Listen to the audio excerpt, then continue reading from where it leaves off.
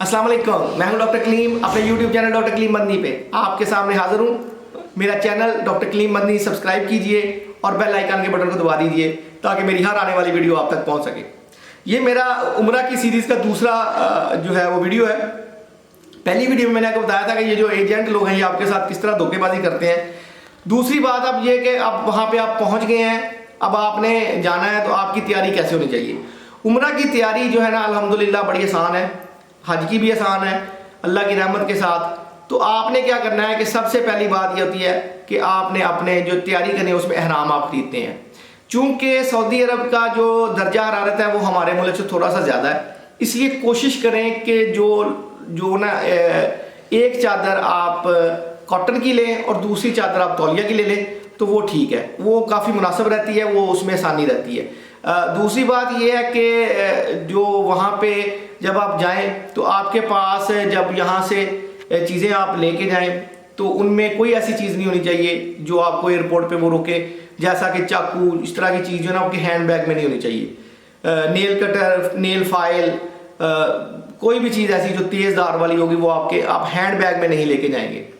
अच्छा, होता यह है कि जब आप यहाँ से जाते हैं तो आपने चीज़ें खरीदी होती हैं, जैसा कि चप्पल इंतहाई ज़रूरी चीज़ है। चप्पल जो है ना वो अगर आपने थोड़ी सी गलत ले ली तो आप समझ लें कि आप फंस गए। ख़ास तौर पे वो हजरात जो हज पे जाते हैं उनके लिए कंफर्टेबल चप्पल होना इंतहाई ज़रूरी है। हज पे आपको 10, 12, 14 किलोमीटर चलना पड़ता है। मेरे साथ भी ऐसा ही हुआ। मैंने अपनी तरफ से तो बहुत अच्छी चप्पल ली, लेकिन वो हज वाले दिन जब हम रमी के लिए आ रहे थे मुज़दलिफ़ा से तो मेरे पाँव पे छाले बन गए। उसकी वजह मेरी चप्पल थी, और वो चप्पल जो है ना बाद में मुझे उसने पूरा हज का जो 28 दिन थे, या मैं चूँकि दूसरे पैकेज पे गया था तो 28 दिनों में मैं तो पाँव लेके बैठा रहा, मेरे पाँव पे छाले बन गए। तो लिहाजा कोशिश करें इस पे 2, 3, 4 हज़ार रुपया खर्चे ताकि जो जूती आप लेके जा रहे हैं वो आपको वहाँ पे तकलीफ ना दे, बल्कि आपके चलने में आसानी पैदा करे। और जो बात यह कि मैं तो ये भी कहूँगा कि जूती जो आप लें उसको कुछ दिन के लिए यहाँ पे अपने पाँव में इस्तेमाल करें, फिर आप साथ लेके जाएं। और वहाँ पे होता ये एक बात आपको बता दूं कि हरम में जैसे ही आप दाखिल होते हैं, क्योंकि हमारी यहाँ पे एक आदत होती है कि हम मस्जिद में जाते हैं तो हम जूती बाहर उतार देते हैं और फिर हम मस्जिद में जाते हैं। वहाँ पे ये होता है कि आपको जूती जो अगर आपने हरम के बाहर उतार दी तो वो वहाँ पे जो सफाई करने वाले उठा के ले जाएंगे और फिर वो आपको जूती नहीं वापस मिलेगी। सो लिहाजा आपने अपने साथ एक हैंड बैग रखना है जिसको हम डोरी वाला बैग भी कहते हैं। डोरी वाला बैग आपके पास होना चाहिए जिसके अंदर आप चप्पल वगैरह रख सकें, और एक बैग जो है वो होना चाहिए जिसके अंदर आप अपनी कुछ खाने वाली चीज़ें हमेशा अपने पास रखें। किसी वक्त भी आपको भूख लग सकती है, या मिसाल के तौर पे आप ऐसी जगह आपको मिल गई है जहाँ पे मतलब आप समझते हैं कि यार ये मुकद्दरों की जगह थी, जहाँ पे आपको मिल गई है तो अब यहाँ से उठना नहीं है, तो वहाँ पे अगर आपको भूख लग जाती है तो फिर आपके पास कुछ ना कुछ खाने के लिए जरूर होना चाहिए, उसके लिए भी एक बैग होना चाहिए। दूसरी बात यह है कि जो हम जो एहराम को बांधने के लिए जो हम बेल्ट्स का इस्तेमाल करते हैं वो ये होनी चाहिए कि आजकल जो बेल्ट आती है वो आप पहले चेक कर लें। वहाँ पे अक्सर जाकर क्या होता है कि आपने उसको बंद किया तो वो खुल जाती है बार बार, तो उसका तो कोई फ़ायदा ना हुआ। तो लिहाजा आप कोशिश करें कि जो आपने बेल्ट लेके जानी हो यहाँ पे आप उसको अच्छी तरह चेक कर लें, और उसमें यह है कि तालियाँ आपने छोटी छोटी सी ज़रूर लगा देनी है ताकि जो आपके डॉक्यूमेंट्स या आपके जो पैसे हैं वो महफूज रहें। तो वहाँ पे बेल्ट कट भी जाती है, लोग काट भी देते हैं और गिर भी जाती है। आप ये अल्लाह ताला माफ़ फरमाए और आपको महफूज फरमाए ऐसे मामलात में।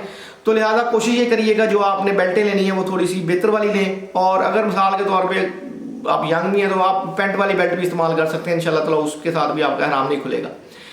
एहराम हो गया, उसके बाद आपने चप्पल खरीद ली, उसके साथ आपने ये डोरी बैग भी ले लिए, और जो साथ में आपने कोशिश करें कि 2 या 3 एहराम साथ लेके जाएं, क्योंकि हर उम्रा के बाद आपको एहराम बदलना होता है। तो उस दौरान अगर आपने एक और उम्रा करना है तो फिर आपको साथ में जो है ना वो नया एहराम पहनना पड़ेगा, या फिर आपको धोना पड़ेगा। धोएंगे तो फिर उसमें टाइम ज़्यादा लग जाएगा।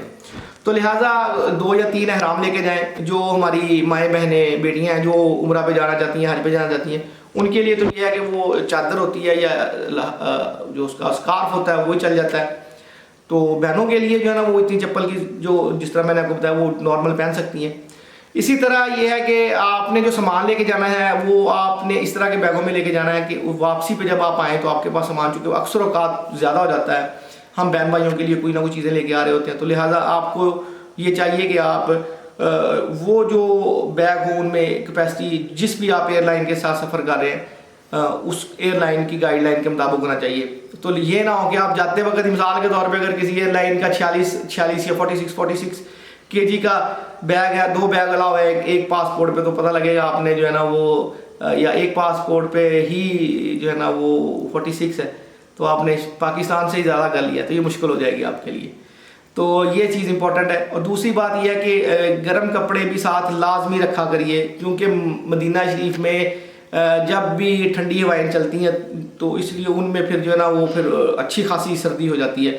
और ख़ास तौर पे जब सर्दी का टाइम है वो फजर की नमाज के वक्त होता है। अगर आप मिसाल के तौर पे जो गर्मी के शिद्दत वाले महीने हैं जैसा मई जून जुलाई, इनके अलावा अगर आप सफ़र कर रहे हैं तो आपको वहाँ पे गर्म सूट लाजमी चाहिए होंगे। और बच्चों के लिए तो लाजमी तौर पर गर्म सूट लेके जाइए, क्योंकि इनको ज़रूरत ज़्यादा पड़ जाती है।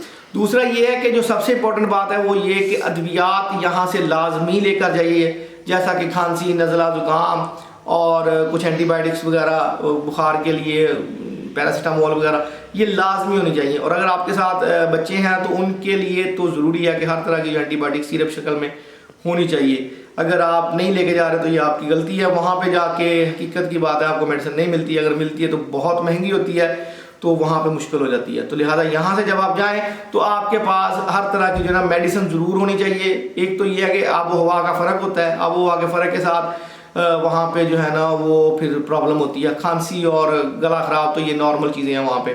तो लिहाजा यहाँ से ही आपने एंटीबायोटिक लेके जानी है।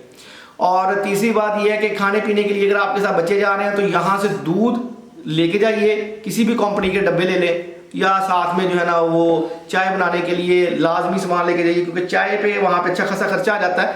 तो लिहाजा चाय के लिए यहाँ से आप एक केटल, इलेक्ट्रिक केटल लेके जाएँ, साथ में जो ड्राइड मिल्क है और जो टी बैग्स हैं चाय के वो साथ लेके जाएँ, क्योंकि ये आपका अच्छा खासा खर्चा भी बचाएंगे, टाइम भी बचाएंगे और आपके लिए वहाँ पे आसानी भी पैदा करेंगे।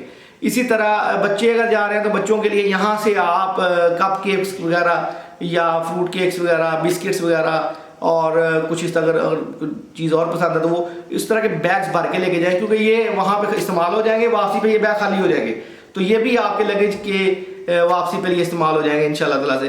तो ये जो चंद चीज़ें थी इंशाल्लाह ताला से जो मैंने अभी आपको बताई, जो वहाँ पे आप जब जा रहे हैं तो ये आपके पास होना ज़रूरी है, ठीक है। और अगर आप मिसाल के तौर पे आप चाहते हैं कि वहाँ पे 10 रियाल या 12 रियाल की बाल नहीं कटाए जा सकते, मुश्किल होती है, यहाँ से सेफ्टियाँ लेके जाएं, वो भी आपके काम आएंगी इंशाल्लाह ताला। अगली वीडियो मेरी आप इसी सीरीज़ में इंशाल्लाह ताला मैं एक और वीडियो लेके आऊँगा कि वहाँ पे हम जब जाते हैं तो हमें उम्रा कैसे अदा करना है, ये इंतहाई ज़रूरी है। अगर आपको ये नहीं पता तो हकीकत की बात है आपको कुछ नहीं पता। और अगर आपने मेरी ये वीडियो देख ली और वहाँ पे जाके आपके सामने अल्लाह की रहमत के साथ, नबी पाक के सदक़े के साथ जब आप उम्रा कर रहे होंगे तो आप भाई को ज़रूर याद करेंगे कि भाई ने ये बातें बताई थी और ये इंतहाई ज़रूरी थी कि हमें पहली बार उम्रा पे आए थे और पहली बार ही हमें इन बातों का पता था। तो लिहाजा मेरी एक अगली आने वाली वीडियो भी देखिएगा जिसमें मैं बताऊँगा कि उम्रा को कैसे अदा करना है और जब खाना काबा तक पहुंचना है तो वो कैसे पहुंचना है। तो मेरे चैनल को सब्सक्राइब कीजिए डॉक्टर कलीम मदनी को और बेल आइकन बटन को दबा दीजिए ताकि मेरी हर आने वाली वीडियो आप तक पहुंच सके। अस्सलाम वालेकुम वरहमतुल्लाहि वबरकातुहू।